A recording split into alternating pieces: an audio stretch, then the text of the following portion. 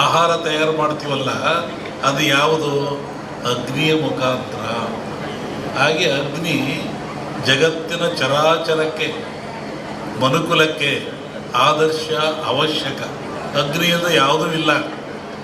ಧಾರ್ಮಿಕವನಾಗಿ ಅಗ್ನಿಗೆ ಭವಿಷ್ಯವನ್ನು ಕೊಡ್ತೀವಿ ಅಂತ ಹೇಳೋದು ಬಂದಾದರೆ ಅದನ್ನು ವಿರೋಧ ಮಾಡೋದು ಒಳ್ಳೆತನ ಅಲ್ಲ. ಯಾಕೆ ವಿರೋಧ ಹೇಳಿದ್ರೆ, ಅಗ್ನಿಯೇ ಆಧಾರ ನಮಗೆ. ಅನ್ನ ಮಾಡಲಿಕ್ಕೆ, ಚಹಾ ಕುಡಿಲಿಕ್ಕೆ, ಒಂದು ರೊಟ್ಟಿ ಮಾಡಿಕೊಳ್ಳಲಿಕ್ಕೆ ಏನು ತಿನ್ನೋಕೆ ಅಗ್ನಿ ಬೇಕು. ಅಗ್ನಿ ದೈವೋ ಭವ. ವೈಜ್ಞಾನಿಕೂ ಅಗ್ನಿ ನಮಗೆ ಬೇಕಾಗ್ತಾನೆ. ಆನಂತರ ಕಟ್ಟಿಗೆಗಳು, ಎಕ್ಕ, ಮಾವು, ಮುತ್ತುಗ ಇವೆಲ್ಲ ಬರ್ತವೆ. ಒಂದೊಂದು ಗಿಡದಲ್ಲಿ ಒಂದೊಂದು ಶಕ್ತಿ ಇರ್ತದೆ, ಒಂದೊಂದು ಫಲವನ್ನು ಕೊಡ್ತವೆ.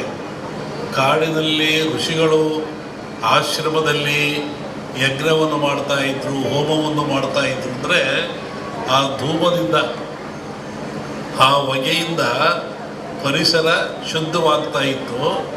ಮತ್ತೊಂದು ಒಳ್ಳೆ ಮಳೆ ಬೆಳೆಗಳು ಬರ್ತಾಯಿತ್ತು. ಕ್ರೂರವಾದ ಪ್ರಾಣಿಗಳು, ಕಾಡಿನಾಗ ಯಾರು ಇರ್ತಾರೆ? ಕ್ರೂರವಾದ ಪ್ರಾಣಿಗಳಿರ್ತವೆ. ಆ ಪ್ರಾಣಿಗಳು ಸಹಿತ ಮನುಷ್ಯನನ್ನು ಹಿಂಸೆ ಮಾಡಲ್ಲ. ಈ ಯಜ್ಞ ಮಾಡೋದ್ರಿಂದ, ಹೋಮ ಮಾಡೋದ್ರಿಂದ, ಆ ಬಂದ ಧೂಮದಿಂದ ಮನಸ್ಸು ಪರಿವರ್ತನೆಯಾಗಿ ಶಾಂತ ಸ್ವಭಾವಕ್ಕೆ ಬರ್ತವೆ. ಆವಾಗ ಮನುಷ್ಯನೊಂದಿಗೆ ಅವು ಸ್ನೇಹಿಗಳಾಗ್ತವೆ. ಅನೇಕ ಕಥೆಗಳನ್ನು ಕೇಳಿದ್ದೀವಿ. ಸ್ವಾಮಿಗಳಿದ್ದರು, ಅಲ್ಲಿ ಹುಲಿ ಬರ್ತಾ ಇತ್ತು, ಸಿಂಹ ಬರ್ತಾ ಇತ್ತು, ಹುಲಿ ಮೇಲೆ ಸ್ವಾಮಿಗಳು ಹೋಗ್ತಾ ಇದ್ರು. ಅಂದರೆ ಯಜ್ಞ ಯಾಗಾದಿಗಳ ಫಲದಿಂದ ಬರುವಂಥ ಹೋಮಾದಿಗಳ ಧೂಮದಿಂದ ಅವು ಮನಃಶಾಂತಿ ಆಗ್ತಾ ಇತ್ತು, ಕ್ರೂರತ್ವವನ್ನು ಕಳ್ಕೊಳ್ತಾ ಇದ್ದು ಒಂದು ಚಿಂತನೆ ಇದೆ. ಆನಂತರ ರಾಜರು, ಮಹಾರಾಜಗಳು, ಇವತ್ತಿನ ರಾಜರಿಗೆ 10 ರೂಪಾಯಿ ಕೊಡೋ ಶಕ್ತಿ ಇಲ್ಲ ಸರ್ಕಾರದನ್ನು. ಆವತ್ತಿನ ರಾಜರುಗಳಿಗೆ ತಲೆಯನ್ನು ಕಡಿಸುವಷ್ಟ ಶಕ್ತಿ ಇತ್ತು. ಇದ್ದಲ್ಲೇ ಆದೇಶ ಕೊಡ್ತೆ ತಲೆ ಕಟ್ಟು ಮಾಡುತ್ತಿದ್ದ ಅವನು. ಅಂತಹ ಶಕ್ತಿ ಅವನಿಗಿತ್ತು, ಸಾರ್ವಭೌಮತ್ವವಿತ್ತು. ಅಂಥವ್ರು ಏನು ಮಾಡ್ತಾಯಿದ್ರು?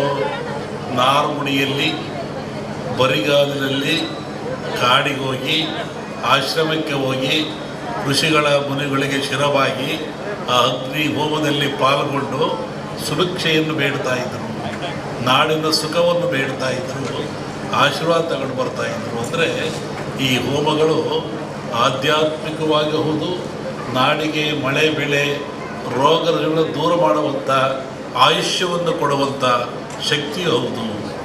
ಇಲ್ಲಿ ವಿಶೇಷವಾಗಿ ಆಜ್ಯ ಅಂತ ಬರ್ತದೆ. ಆಜ್ಯ ಅಂದರೆ ತುಪ್ಪ ಅಂತೇಳಿ. ನಾನು ಬೆಳಿಗ್ಗೆ ಆಗಲೇ ಹೇಳ್ತಾ ಇದ್ದೆ, ನಮ್ಮ ಹತ್ರ ಬಂದಾಗ ಯಾವುದನ್ನು ಆಜ್ಯ ಅಂತ ಕರಿತೀವಿ? ಆಜ್ಯದ ಮಹತ್ವವೇನು?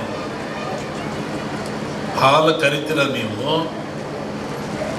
ಹಾಲನ್ನು ಕರಿತೀರ, ಅದರ ಆಯುಷ್ಯ ಎಷ್ಟು? ಹಾಲಿನ ಆಯುಷ್ಯ, ಹಾಲು ಕರೆದ ಹಾಲಿಗೆ ಆಯುಷ್ಯ ಎಷ್ಟು? 12 ಗಂಟೆ. ಹಾಲು ಕರೆದ 12 ಗಂಟೆ ಮೇಲೆ ಅದು ಕೆಟ್ಟು ಹೋಗ್ತದೆ, ಅದು ಹಾಳಾಗಿ ಹೋಗ್ತದೆ, ಉಪಯೋಗ ಬರೋದಿಲ್ಲ. ಮನುಷ್ಯ ಭಾಳ ಬುದ್ಧಿವಂತ. ಈ ಹಾಲನ್ನು ಕೆಡದಂಗೆ ಇಟ್ಕೊಂಡು ನಾನು ಉಪಯೋಗ ಮಾಡಬೇಕು ಅಂತಾನೆ.